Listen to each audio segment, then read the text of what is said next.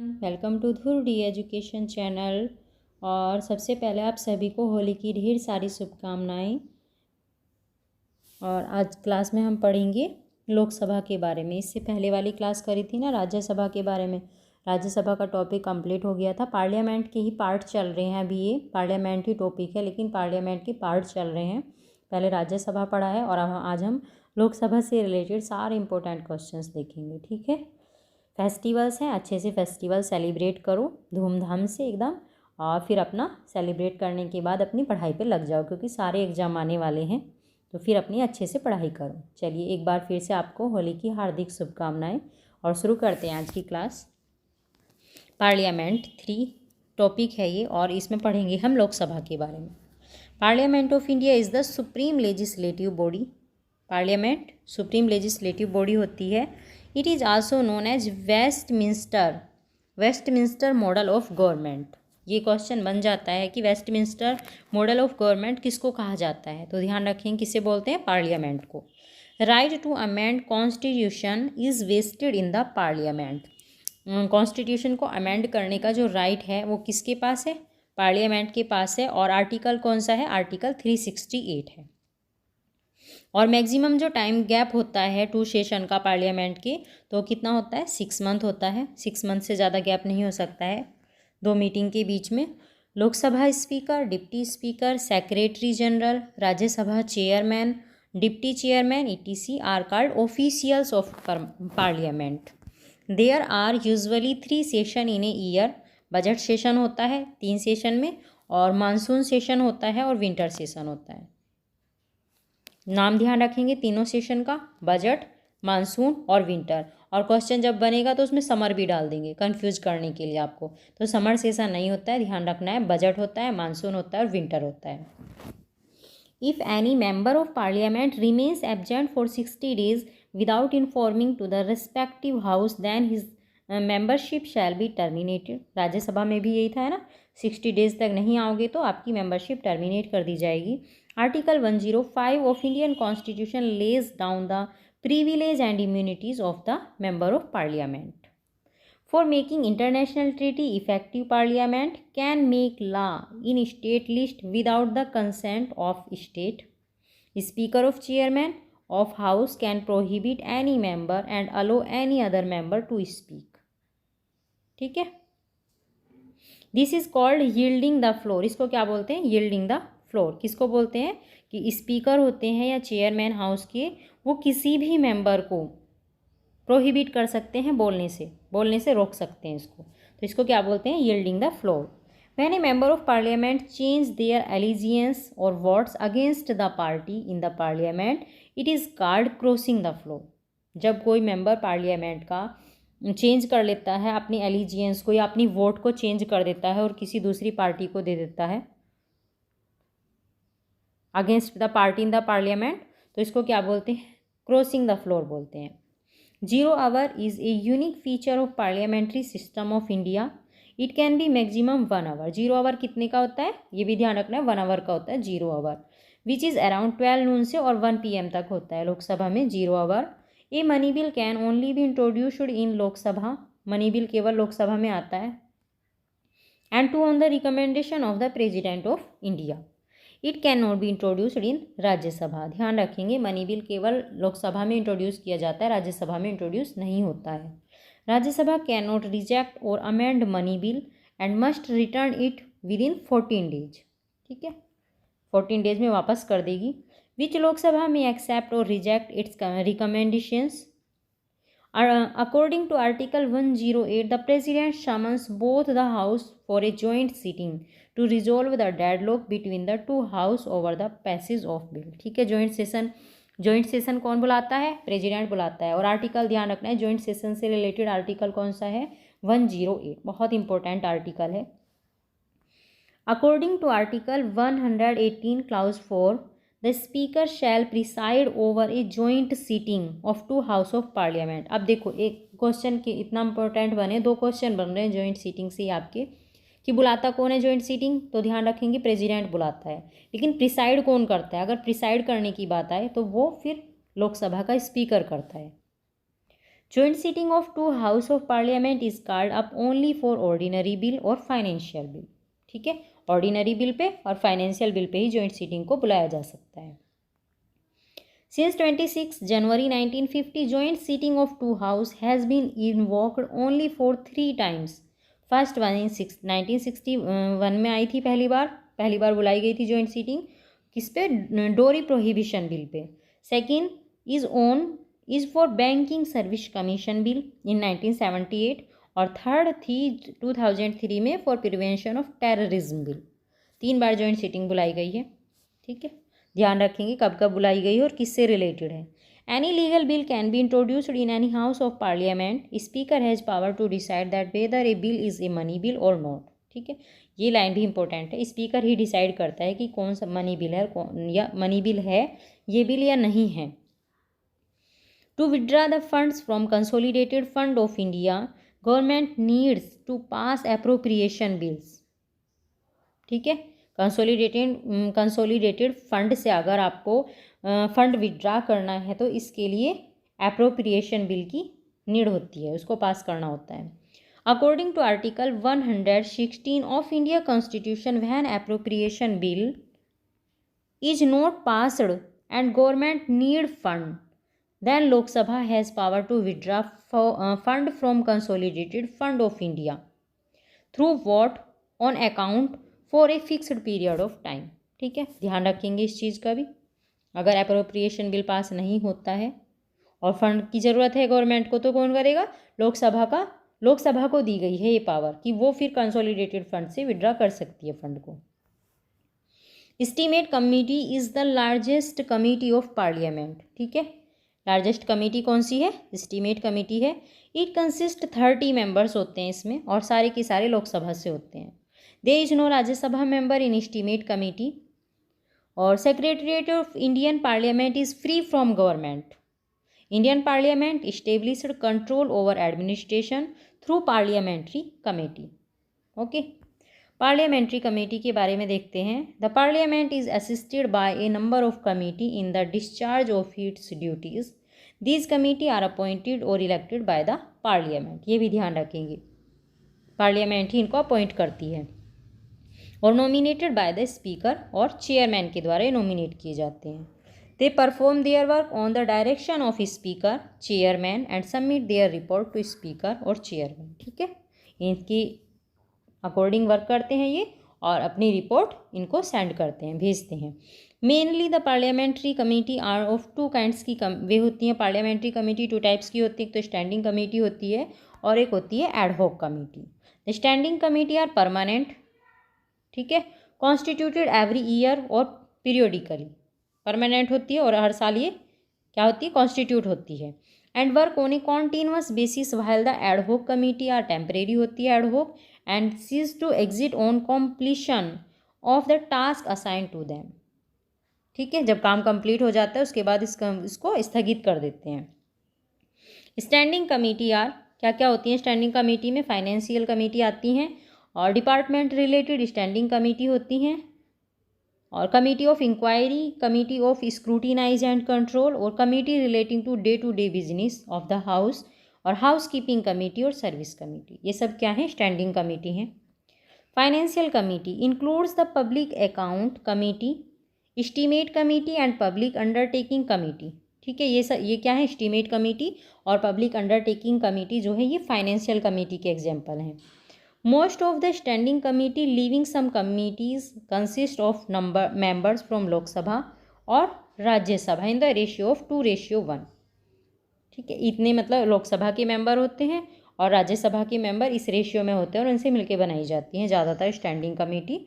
Public account committee consist of 22 member से बनी होती है पब्लिक अकाउंट कमेटी। ध्यान रखेंगे 22 मेंबर हैं इसके अंदर और 15 लोकसभा से हैं, 7 राज्यसभा से हैं। क्वेश्चन ऐसे ही आते हैं, वैसे तो अब आगे जब हम क्वेश्चन डिस्कस करेंगे आपको सब पता चल जाएगा कैसे क्वेश्चन आ रहे हैं। ये भी सब पूछ लिए गए हैं कि लोकसभा से कितने मेंबर होते हैं, राज्यसभा से कितने मेंबर होते हैं, सब इंपॉर्टेंट है हर लाइन इसकी। It examine various expenditure reports and account under the preview of parliament. Estimate committee consist of 30 member से बनी होती है। Estimate committee elected every year by the Lok Sabha from amongst its member. ठीक है, लोकसभा से होते हैं इलेक्ट, राज्यसभा से नहीं होते हैं। All of its member are from Lok Sabha. Its function is to suggest alternative policies in order to bring about efficiency and economy in administration and to report improvements in organization. Efficiency or administrative reform consistent with policy and underlying the estimates may be effected. ये सारे इसके function हैं committee के। Public undertaking committee consist 22 members होते हैं public committee में, और 50 लोकसभा से होते हैं, 7 राज्यसभा से होते हैं इसके अंदर। और it analysis the account and working of the state owned PSU firms, और it also keeps a check on the disinvestment policies of various PSU। और committee to inquire includes committee on petition, committee on privilege and ethics committee. Petition committee in Lok Sabha consist of 15 members होते हैं जो petition committee होती है उसके अंदर, while petition committee in Rajya Sabha consist of 10 members. ठीक है, लोकसभा में जो पेटिशन कमेटी बनती है उसमें 15 होते हैं, राज्यसभा में जो पेटिशन कमेटी बनती है वहाँ पे 10 मेंबर होते हैं। Public account committee submit its report to the Lok Sabha speaker. Generally a member from the opposition in Lok Sabha is appointed as the chairman of the committee by the speaker of Lok Sabha. ठीक है, जो PAC का चेयरमैन बनता है, कौन बनता है? वो अपोजिट साइड का मेंबर बनता है, अपोजिशन का जो मेंबर होता है। There are a total of 24 departmental standing committee. ये भी नंबर ध्यान रखना है कि इस टाइम कितनी डिपार्टमेंटल स्टैंडिंग कमेटी है? 24 हैं। 8 जो हैं वे राज्यसभा में की हैं और 16 लोकसभा के अंडर है। ओके, तो ये तो थी आपकी समरी के अंदर इतना कंप्लीट करा दिया। बहुत सारे क्वेश्चन तो आपके समरी से ही क्लियर हो जाते हैं। अब देखेंगे हम क्वेश्चंस।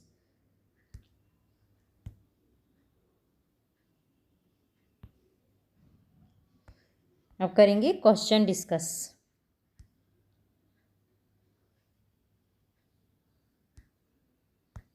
चलिए, फर्स्ट क्वेश्चन है, असर्शन दिया है, रीजन दिया है और बताना है क्या राइट है। Under article 368 the parliament can amend any part of the constitution. और रीज़न क्या दिया है कि the parliament is the supreme legislative body elected by the people of India. ठीक है, इन्होंने कहा कि पार्लियामेंट कॉन्स्टिट्यूशन के किसी भी पार्ट को अमेंड कर सकती है आर्टिकल 368 के अंदर। और रीज़न क्या है उसका कि सुप्रीम जो पार्लियामेंट है वो सुप्रीम लेजिस्लेटिव बॉडी है और ये लोगों के द्वारा इलेक्ट की जाती है। तो आंसर क्या है इसका? ए है। Both A and R correct और R is the correct explanation of A, दोनों करेक्ट हैं। Article 368 of the Constitution of India deals with the power of Parliament to amend the Constitution. Therefore, it says that notwithstanding anything in this Constitution, Parliament may, in the exercise of its constitutional power, amend by way of addition, variation or repeal any provision of this Constitution in accordance with the procedure laid down in this article. ठीक है, जो इस article के अंदर procedures दिए गए हैं, rules दिए गए हैं, उनके अकॉर्डिंग वो अमेंड कर सकती है। However the parliament can not amend those provision that form the basic structure. अगर बात बेसिक स्ट्रक्चर की बात हो तो पार्लियामेंट उनको रिफॉर्म नहीं कर सकती है। ठीक है, कॉन्स्टिट्यूशन की अगर बेसिक स्ट्रक्चर की बात आ रही है तो। This was ruled by supreme court in the Keshavananda Bharati case 1973। Parliament is the supreme legislative body elected by the people of India. Therefore, Parliament has the authority to amend the Constitution. Thus, both assertion A and reason are individually correct. ठीक है, authority तो है parliament के पास constitution को amend करने की, लेकिन कब तक, कहाँ तक अमेंड कर सकती है? वहाँ तक ही अमेंड कर सकती है जब तक कॉन्स्टिट्यूशन के जो बेसिक स्ट्रक्चर है उनका हनन नहीं होता है। अगर कॉन्स्टिट्यूशन के बेसिक स्ट्रक्चर का हनन हो रहा है किसी अमेंडमेंट से उसके पार्लियामेंट के, तो उसको वो चेंज नहीं कर सकती है, फिर सुप्रीम कोर्ट आ जाता है सामने। ठीक है, चलिए next question. Minimum how many times the parliament has to meet in a year. एक साल में कितनी बार मिलती है पार्लियामेंट का सेशन, कितनी बार होता है? 2 time. Article 85(1) impose duty upon the president to summon each house of parliament. President बुलाता है पार्लियामेंट के सेशन को at each interval and that 6 months shall not intervene between its last sitting in one session and the date appointed for its first sitting in the next session. So the parliament must meet at least twice in year, ठीक है। 1 साल में 2 बार meeting होनी जरूरी है, 6 महीने के बाद, ठीक है। 6 महीने से ज़्यादा का अंतराल नहीं हो सकता है मीटिंग में। नेक्स्ट है what should be the interval between the 2 consecutive session of parliament, तो ये है 6 month. Consider the given below, देखना है काउंसिल ऑफ स्टेट दी गई हैं और एक तरफ दिया गया है हाउस ऑफ द पीपल, और बताना है विच one of the following will fit in the place of x, यहाँ पे बताना है यहाँ एक्स की जगह क्या आना चाहिए। पढ़ लेते हैं एक बार। हाँ, council of states note more than 250 members, 12 nominated, note more than 238 representative of state and union territories. House of the people में क्या कहा है, note more than 552 members and not more than 530 representative of state plus not more than 2 nominated Anglo-Indians and, तो क्या आना चाहिए यहाँ पे, आंसर होगा C, not more than 20 representative of UT, ठीक है। ये उन्होंने बताया है कि काउंसिल ऑफ स्टेट में कितने मेंबर होते हैं, मतलब राज्यसभा के अंदर और लोकसभा के अंदर कितने मेंबर होते हैं। बताया कि 250 जो काउंसिल ऑफ स्टेट होती है राज्यसभा, उसके अंदर 250 से ज़्यादा मेंबर नहीं हो सकते हैं और उसमें 12 से ज़्यादा नॉमिनेट नहीं किए जा सकते हैं। और जो 238 रिप्रेजेंटेटिव होते हैं वे कहाँ से होते हैं, स्टेट और यूनियन टेरिटरी से होते हैं, ठीक है। ये तो काउंसिल ऑफ स्टेट का बता दिया है। हाउस ऑफ द पीपल में क्या होता है कि 552 से ज़्यादा मेंबर नहीं होने चाहिए इसके अंदर, और जो 530 है इससे ज़्यादा मेंबर नहीं हो सकते हैं स्टेट से, और 2 नॉमिनेटेड, 2 से ज़्यादा जो हैं वे एंग्लो इंडियंस नहीं हो सकते हैं इसके अंदर, और 20 से ज़्यादा यूनियन स्टेट से जो यूनियन टेरिटरी होती है उसके रिप्रेजेंटेटिव नहीं हो सकते हैं, ये बताया गया है इसके अंदर, ठीक है। तो आंसर हो गया C. Parliament of India consist of president, Lok Sabha, Rajya Sabha, इन सब से मिलकर बनती है parliament. The house of people shall consist of not more than 530 representative of state, article 81 में कहा गया है, chosen by direct election from territorial constituencies in the state.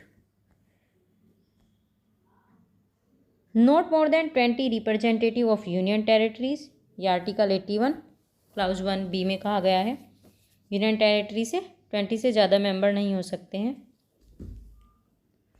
President, सी में क्या कहा है, president if he is of opinion that Anglo Indian community is not adequately represented in the house of people could nominate not more then 2 members, ठीक है। अब तो ये system भी ख़त्म हो गया है, पहले था ये तो कि 2 से ज़्यादा मेंबर, 2 एंग्लो इंडियंस को नॉमिनेट करता था प्रेसिडेंट, लेकिन अब ये सिस्टम ख़त्म हो गया है। It is noteworthy that the arrangement of the nomination of Anglo-Indian community in Lok Sabha have not been extended beyond the stipulated date 25 January 2020 से ये ख़त्म कर दिया है।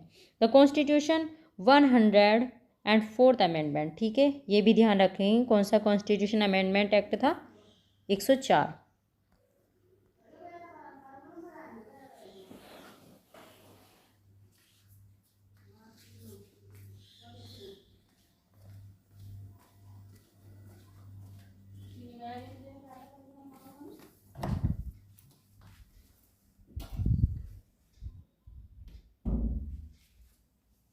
अब है next question, which of the following are is stated in the constitution of India, इनमें से बताना है ना कौन सा इंडिया के कॉन्स्टिट्यूशन में स्टेटेड है। President shall not be a member of either house of parliament. Second है the parliament shall consist of the president and 2 house, किससे बनती है पार्लियामेंट, तो आंसर हो गया इसका बी, सेकंड आंसर हो गया है बोथ 1 and 2, ठीक है। एक तो प्रेसिडेंट जो है वो मेंबर नहीं होगा किसी भी हाउस का पार्लियामेंट के, और जो पार्लियामेंट होगी वो किससे कंसिस्ट होगी, प्रेसिडेंट से और लोकसभा और राज्यसभा से। Article 59 clause 1 of the Indian constitution says that the president shall not be a member of either house of parliament, and article 79 says that parliament of union shall consist of president and 2 house. So both statement are correct. चलिए next है formation of parliament is completed by, कैसे होता है formation, house of the people, council of state और president से। Formation मतलब बनती कैसे है। Parliament of India consist of किससे बनती है, प्रेसिडेंट से भी बनती है, राज्यसभा से बनती है, और किससे बनती है बताओ, लोकसभा से भी बनती है, ठीक है। तो आंसर हो गया है 1, 2 and 3, वाइस प्रेसिडेंट नहीं आते हैं उसके अंदर। नेक्स्ट है Indian parliament consist of president both house of parliament, ठीक है। Next question, Indian parliament consist of, bar bar question repeat हो रहा है, कितनी एग्जाम में हो गया है, देखो यहाँ यूपीपीसीएस मेंस में भी आया हुआ है 2011 में, यूपीपीसीएस फिर प्री में पूछा गया है, फिर 2017 में यूपीपीसीएस प्री में फिर पूछ लिया गया है क्वेश्चन, कम से कम 4-5 बार क्वेश्चन रिपीट हो गया है ये। Indian parliament consist of president, Lok Sabha और Rajya Sabha. Which of the following constitute the Indian parliament, कौन सा नहीं होता है, नहीं, किससे बनती है, प्रेसिडेंट से बनती है, लोकसभा से बनती है और राज्यसभा से बनती है, तो आंसर हो गया इसका ए। हु ये विच of the following is not an integral part of the parliament, कौन सा नहीं है इसमें से, तो वाइस प्रेसिडेंट नहीं होते हैं, बाकी प्रेसिडेंट, लोकसभा और राज्यसभा ये सब होते हैं। देखो यूपीपीसीएस 2013 में फिर मेंस में पूछ लिया यही क्वेश्चन देखो कितना इंपॉर्टेंट है। According to Part 5th of the Constitution under Article 79, it is stated that there shall be a Parliament for the Union, which shall consist of President or two House, to be known respectively as Council of State, House of People. These three are an integral part of the Parliament, but the Vice President is not a part of Parliament. ठीक है, या तो लोकसभा राज्यसभा लिखा हुआ आ जाएगा, या आ जाएगा council of state और हाउस ऑफ पीपल लिखा हुआ, कन्फ्यूज नहीं होना है बिल्कुल भी, ठीक है। The speaker of the parliament include, अब ऑफिसर पूछे हैं इसमें भी, ऑफिसर ऑफ पार्लियामेंट कौन कौन से होते हैं, तो कौन कौन से होते हैं बताओ, speaker Lok Sabha, deputy speaker Lok Sabha, secretary general Lok Sabha या चेयरमैन ऑफ राज्यसभा, कौन होते हैं, आंसर होगा इसका ऑल ऑफ द फोर, सारे होते हैं इसके अंदर, speaker, deputy speaker, secretary, general secretary और chairman of Rajya Sabha.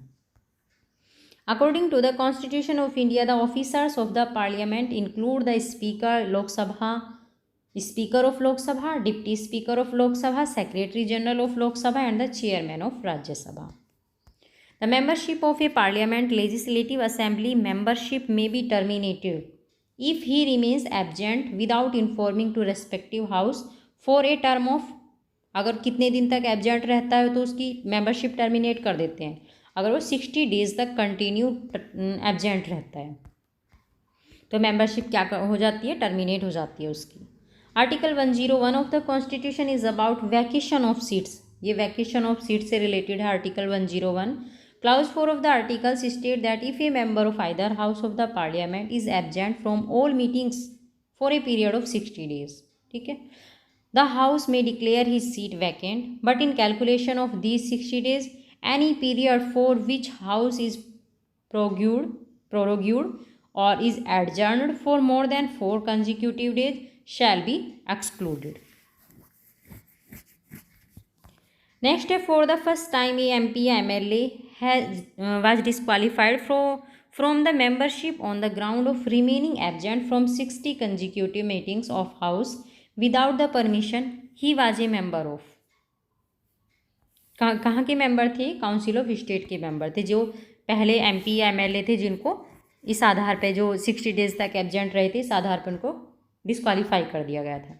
The first member who was declare disqualified for remaining absent for 60 days without the permission of the house was from council of state and from Punjab in the year 2000।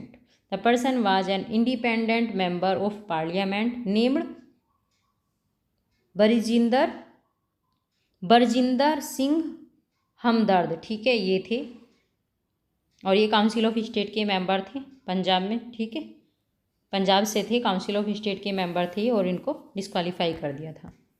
Which one of the following provision deals with the privilege and immunities of the member of parliament under the constitution of India, तो article 105 जो है ये parliament के जो member होते हैं उनको privilege और इम्यूनिटी प्रोवाइड करता है।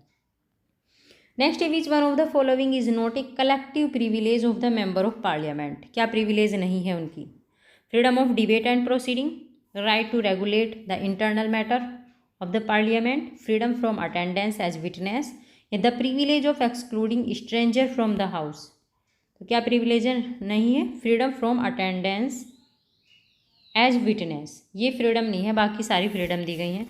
Freedom of debate and proceeding भी है, right to regulate and internal matter to the parliament और the privilege of excluding stranger from the house, ठीक है। Parliamentary privilege are some of peculiar rights enjoyed by each house collectively as a constituent part of parliament and by member of each house individually. without which they could not discharge their functions efficiently and effectively. Some of the collective privilege of the members of parliament are, क्या क्या privilege हैं? To prohibit the publication of its debates and proceedings. ठीक है, मतलब अपनी जो उनकी debate है, प्रोसीडिंग है, उसको वे पब्लिकेशन करने से मना कर सकते हैं. To exclude stranger from house, और to regulate its own procedure and conduct of its business. For the to punish member as well as outsider for the breach of privilege or contempt of the house. ठीक है, अगर house की निंदा करते हैं तो वो मेंबर को और या फिर आउटसाइडर जो होता है उसको पनिश भी कर सकते हैं. Prohibition of arrest and service of legal process the president of the house without the permission of chairman speaker. उनको ये भी प्रिविलेज मिला हुआ है कि बिना चेयरमैन या स्पीकर की परमिशन के उनको अरेस्ट नहीं किया जा सकता है अगर लीगल प्रोसेस सर्विस में हो. और right of the member of receive immediate information of the arrest, detention, conviction, imprisonment और रिलीज ऑफ मेंबर. इस सब की तुरंत उनको जानकारी मिलनी चाहिए. ठीक है. Notably freedom from attendance as a witness is an individual privilege और ए मेंबर ऑफ पार्लियामेंट. ठीक है, ये इंडिविजुअल प्रिविलेज है, ये कम्युनिटी प्रिविलेज नहीं है. Privilege motion can be raised against A minister when he. Privilege motion कब raise होती है मिनिस्टर के अगेंस्ट? जब क्या होता है वो withholds fact of a case, gives distorted versions of fact. Under the parliament rules and procedure, the privilege motion can be raised against a minister if any fact of a case is withheld by him or distorted version is given. ठीक है, किसी भी case से related वही fact है, अगर उसको वो गलत तरीके से उसको पेश करता है तो तब उसके पास क्या आती है? Privilege motion. उसके privilege motion can be raised against. ठीक है, मिनिस्टर के अगेंस्ट प्रिविलेज मोशन रेज की जा सकती है. अबे who among the following has the right to vote in the elections to both the Lok Sabha and Rajya Sabha. किसके पास है लोकसभा और राज्यसभा के इलेक्शंस में वोट करने का राइट? तो किसके पास है? डी. आंसर हो गया इसका D. Elected member of lower house of the state legislature. The elected member of lower house of state legislative assembly have the right to vote in the election of both Lok Sabha as citizen right and Rajya Sabha. In addition, they vote for the election of the President of India also. Next है, which one of the following statement is correct? इनमें से देखना है कौन सा statement correct है और बताना ए एंड सी करेक्ट है इसका. Only the Rajya Sabha and not the Lok Sabha can have nominated members. और सी है there is no constitutional bar for nominated members to be appointed as a union minister. बाकी ये दोनों राइट है, बाकी दोनों रॉन्ग हैं. तो जो राइट है वे देखते हैं हम डिटेल में देखेंगे answer. Both house of parliament had nominated member 12 in Rajya Sabha and 2 इन लोकसभा. एक सेकेंड है ना, करेक्ट ही पूछा गया था. ठीक है, दोनों जो हाउस हैं पार्लियामेंट के नॉमिनेट करते हैं मेंबर को. 12 मेंबर तो राज्यसभा में नॉमिनेट होते हैं और 2 एंग्लो इंडियन उसमें नॉमिनेट होते थे लोकसभा में. Under the amendment of article 334 by the constitution 100 and 4th amendment act 2019, the arrangement of nomination for the representation of Anglo Indian community in the Lok Sabha and state legislative assembly have not been extended beyond the stipulated date 25 January 2020. तो समझ के पहले statement में क्या कहा गया था कि only the Rajya Sabha and not the Lok Sabha can have nominate member. अब केवल राज्यसभा नॉमिनेट मेंबर रख सकती है, राज्यसभा में नॉमिनेट मेंबर हो सकते हैं, लोकसभा में अब ये नहीं रही हैं. तो ये करेक्ट हो गया आंसर. फिर है there for the arrangement of nominating Anglo Indian members in the Lok Sabha has ended. Article 54 state that election of the president shall be done by an electoral college consisting of the elected members of both house of parliament and legislative members. Thus nominated members are not eligible to vote for the election of president. But there is no bar for nominated member to be appointed as ministers. He must be a member of parliament और must become a member within 6 months after appointment as a minister. ठीक है, तो इन दोनों right हो गए हैं, third भी right हो गया है और फर्स्ट भी राइट हो गया। अब है क्वेश्चन 20, यूनियन पार्लियामेंट में legislate on any subject of state list. कब कर सकती है स्टेट लिस्ट में? किसी भी सब्जेक्ट पे यूनियन पार्लियामेंट कब कोई भी रूल बना सकती है? To implement international agreement by consent of state when proclamation of emergency in operation, या in national interest and after a resolution passed by council of state with through third majority. तो answer हो गया है इसका fourth, सारे ही हो गए हैं। स्टेट की कंसेंट से बना सकती है, इमरजेंसी में भी बना सकती है और इंटरनेशनल एग्रीमेंट्स इम्प्लीमेंट कर सकती है। ठीक है, सारे ही करेक्ट हो गए हैं, आंसर हो गया इसका डी। द पार्लियामेंट में legislate on any subject of state list in all of the given situations according to article 253 of implement any international agreement, treaty or convention, according to article 252 for two or more state by their consent, according to article 249 the national interest when a resolution has been passed by council of state by 2/3 majority, and according to article 357 when the proclamation of emergency is in operation। ठीक है, सारे article में बता दिया, अलग अलग article में ध्यान भी रखेंगे किस आर्टिकल में क्या कहा गया है। तो इन आधार पे पार्लियामेंट स्टेट लिस्ट के सब्जेक्ट पे रूल बना सकती है, लॉ बना सकती है। पार्लियामेंट में legislate on any subject of state list when resolution thereof has been passed by state. ठीक है, the Indian parliament cannot legislate on a subject of state list unless, कब तक उसके state list के subject को legislate नहीं कर सकती है पार्लियामेंट, कब तक? आंसर हो गया इसका डी, 2 and 4।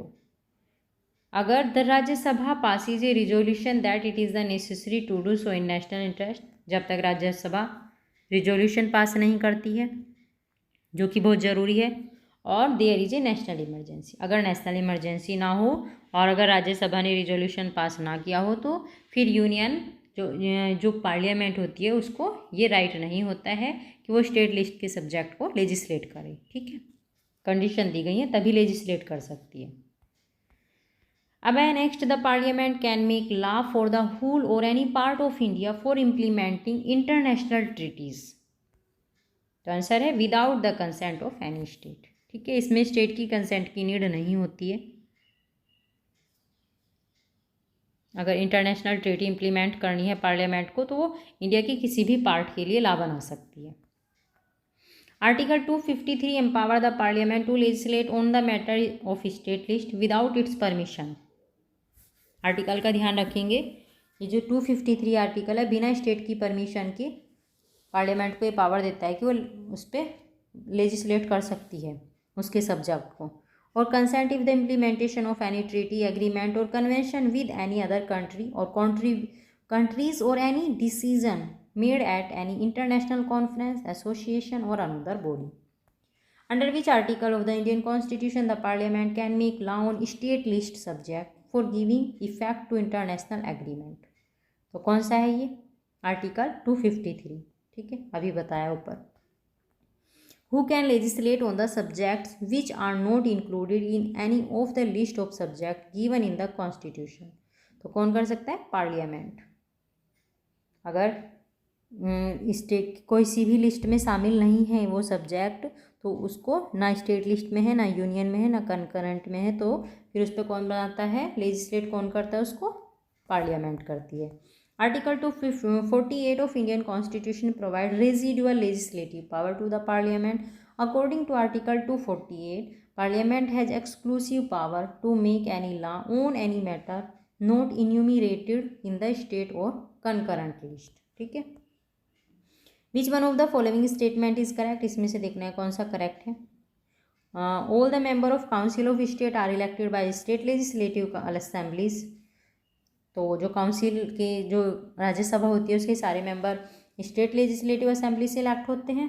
सेकंड है, as the vice president is the ex officio chairman of the Rajya Sabha only a member of Rajya Sabha can contest for the office of the vice president. Third है a point difference between the Lok Sabha and the Rajya Sabha is that while a candidate to Lok Sabha can contest from any state in India, a candidate to the Rajya Sabha should ordinarily be a resident of the state from where he is contesting. Fourth, the Constitution of India explicitly prohibits the appointment of a nominated member of Rajya Sabha to the post of minister. तो इसमें से देखना है क्या correct है, तो C was correct and other options are wrong. तो इसका आंसर दिया है इन्होंने केवल सी। ठीक है। Peoples representative act 1951 was amended. अब ये अमेंड हो चुका है। पहले अमेंड होने से पहले देखते तो आंसर इसका सी था, लेकिन अब ये अमेंड हो चुका है। So the situation was changed now. अब ये सिचुएशन नहीं रही है जो भी इन्होंने कंडीशन बताई हैं।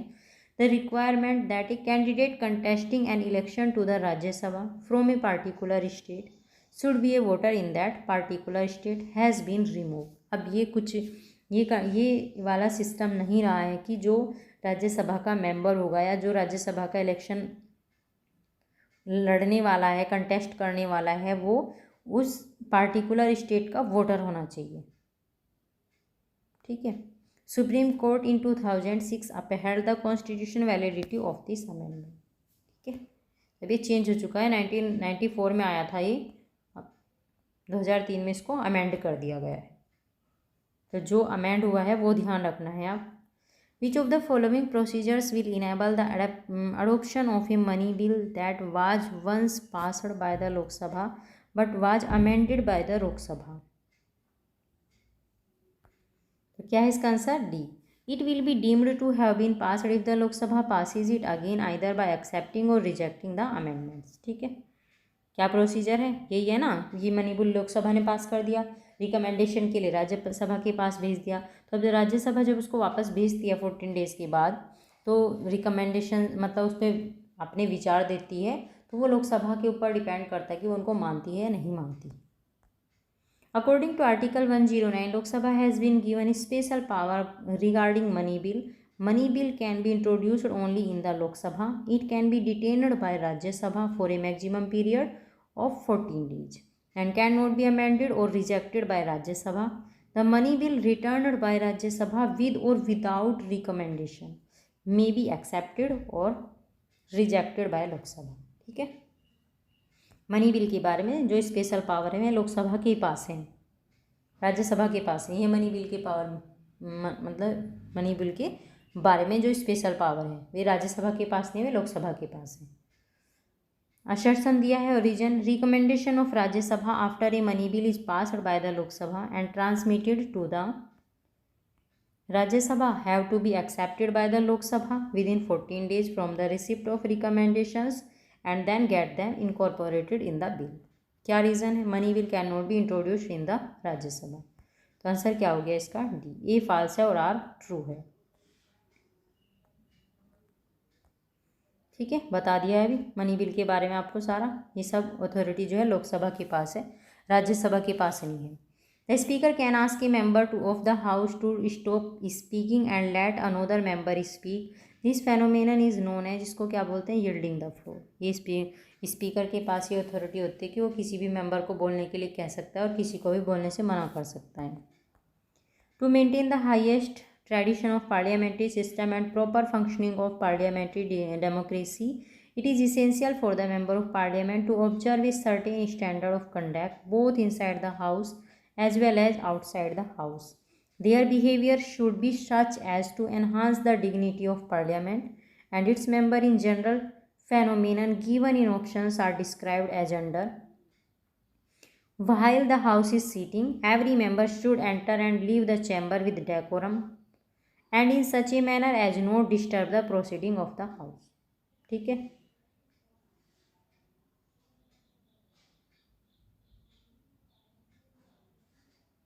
सेकेंड है, member is not to cross the floor, pass between the chair and another member while the latter is speaking. Third है, a member is not to leave the chamber when the speaker is addressing the house. Every member has to resume his seat as soon as the speaker rise to speak और calls out order. ठीक है, बीच में अगर Lok Sabha speaker बोल रहे हैं तो छोड़ के नहीं जा सकता है एक तो अपने उसको हाउस को, और उससे पहले उसे अपनी सीट पे बैठ जाना है जब हम लोकसभा स्पीकर जो होते हैं वे बोलने के लिए उठते हैं।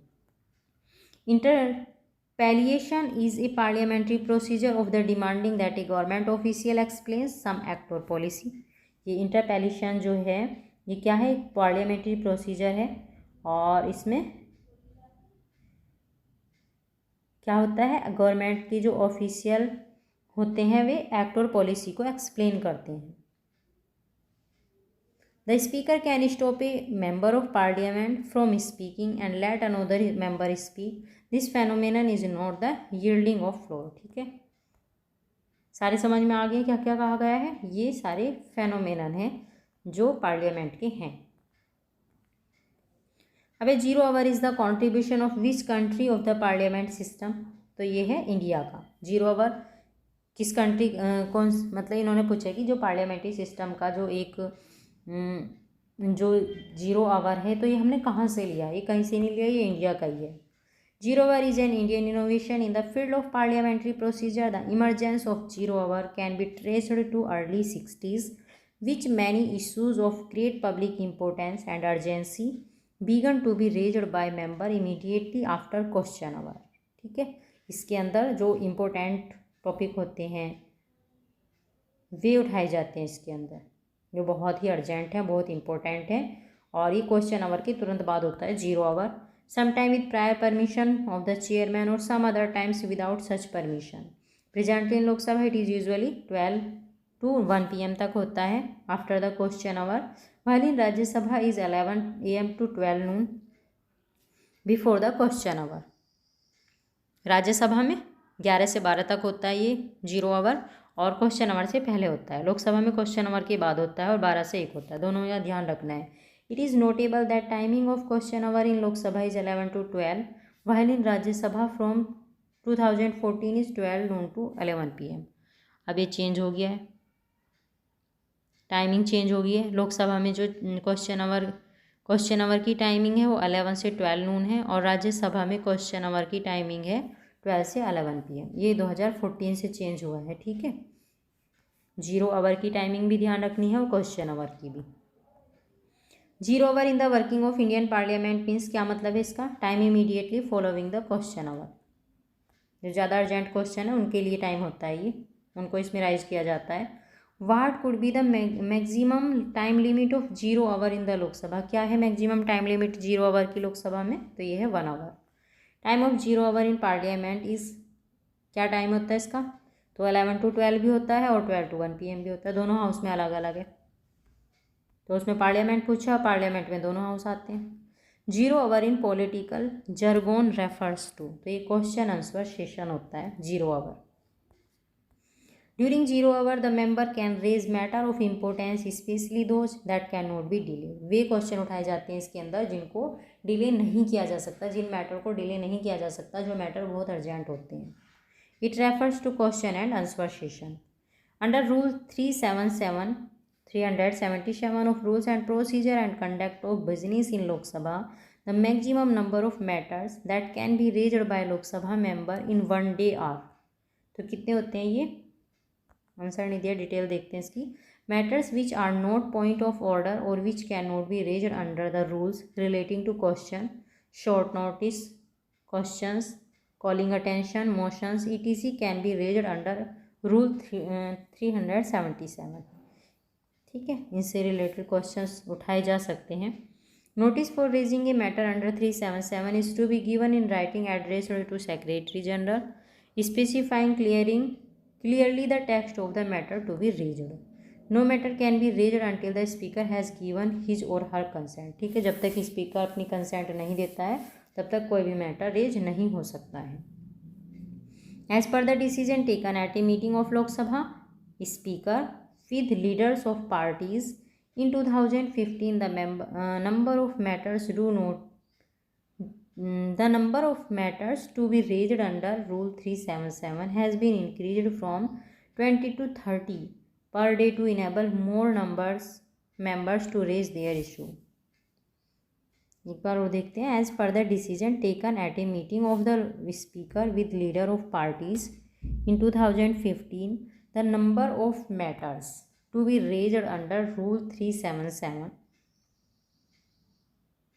और has been increased from 20 to 30 per day to enable more members to raise their issue. Next, the Parliament can make any law for whole or any part of India for implementing international treaties. तो ये without the consent of any state. Parliament international treaty के को अगर implement करना है तो India की किसी भी पार्ट के लिए रूल बना सकती है। और ये किस में कहा गया है? आर्टिकल 253 में कहा गया है और इसके लिए स्टेट की कंसेंट की कोई नीड नहीं होती है। Article 253 of the constitution of India provide that the union parliament can make any law for implementing international treaties, convention and obligations for the whole और any part of territory of India. Union list entry of 14 of the 7th schedule enumerates the power of union to legislate implementing treaty, agreement और convention with foreign countries। कई बार explain कर दिया ऊपर भी। Under which article of Indian Constitution the Parliament can make law on state list subject for giving effect to international agreement। तो ये है article 253। Which one of the following statement is correct? तो कौन सा करेक्ट है? A money bill is introduced in the Lok Sabha. Money bill can be introduced only in the Lok Sabha if any question arise whether a bill is a money bill और not the decision of the speaker there on is final. The speaker is under no obligation to consult anyone. A money bill can not be referred to a joint session of the parliament. Joint session में नहीं जा सकता है money bill से related matter. Rajya is required to return money bill within 14 days from the date of its receipt. Thus, Rajya Sabha may withhold the bill maximum for 14 days। ठीक है, article 109 clause 2 में कहा गया है कि केवल 14 दिन तक रोक सकती है मनी बिल को Rajya Sabha. Next question, a money bill passed by Lok Sabha is deemed to have been passed by Rajya Sabha also when no action is taken by Rajya Sabha within 14 days। ठीक है। नेक्स्ट है, if a money bill is accepted in Lok Sabha Rajya Sabha can withhold it maximum up to कितने दिन तक रख सकती है Rajya Sabha? 14 days तक।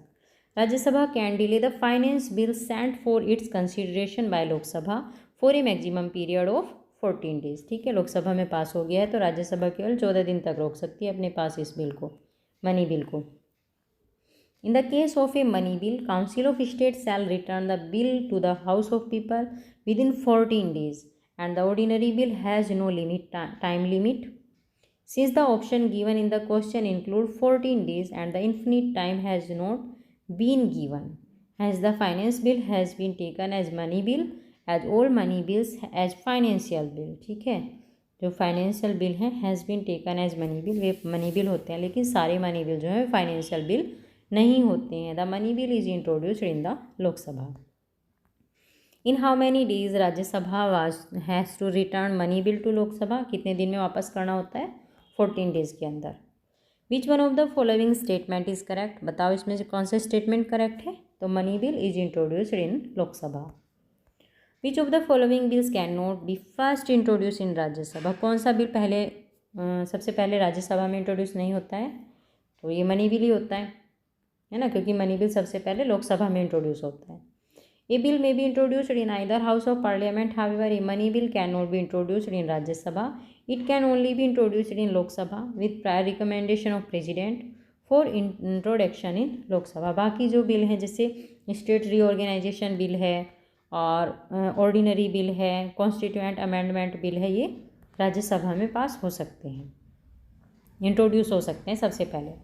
Money bill is introduced in Lok Sabha. When a bill is refer to a joint sitting of both the house of parliament it has to be passed by, किसके द्वारा pass होते हैं ये? A simple majority of members present and voting. ठीक है, जब कोई भी जॉइंट सीटिंग में चला जाता है दोनों हाउस की तो पास होते हैं किससे? सिंपल मेजोरिटी से, जो वहाँ पे प्रेजेंट होते हैं और वही वहाँ वोट करते हैं और उनकी सिंपल मेजोरिटी से वो बिल पास हो जाता है। According to Article 1084, if at the joint sitting of two House the bill with such amendments, if any, as are agreed to in joint sitting is passed by a majority of total number of members in both the House present and voting, it shall be deemed to have been passed by both House. This indicates that only a simple majority of members present and voting is required. Who among the following presides over a joint sitting of two House of Parliament? तो कौन chair करते हैं इसको? President. Preside Lok Sabha का speaker करता है preside इसको। The speaker of the Lok Sabha preside over a joint sitting of the two house of the parliament. Next question, who preside over the joint sitting of both the house of parliament? तो कौन preside करता है? Speaker Lok Sabha का। Article 118 of the Constitution of India is related to the rule of procedure. Joint session of two House is presided over by the Speaker of Lok Sabha. During the absence of the Speaker from any joint sitting, it is presided over by the Deputy Speaker of the House, or if he is also absent, the Deputy Chairman of the Council of State, and if he is also absent, the other person as may determined by the member present at a sitting shall preside. ठीक है, लोकसभा का member करता है joint seating को preside. अगर वो नहीं है तो डिप्टी स्पीकर करेगा। अगर डिप्टी स्पीकर भी नहीं है तो कोई जिसको वे जो मेंबर हैं अपने आप डिटरमाइन कर लेते हैं किसी पर्सन को अपने में से, तो वो जॉइंट सीटिंग को प्रिसाइड करता है। नेक्स्ट है, who among the following presides over the joint sitting at Lok Sabha and Rajya Sabha? कौन करता है? Speaker. The joint session of both House of Parliament is presided over by Speaker of Lok Sabha. Who among the following is authorized to preside over the joint session of Parliament? तो कौन करते हैं? Speaker of Lok Sabha करते हैं joint seating के session को। ठीक है, तो ये थे आपके क्वेश्चन। 51 क्वेश्चन हो गया लोकसभा से रिलेटेड, और जो नेक्स्ट क्वेश्चन है वे हम कल की क्लास में डिस्कस करेंगे। आज के लिए इतना ही काफ़ी है।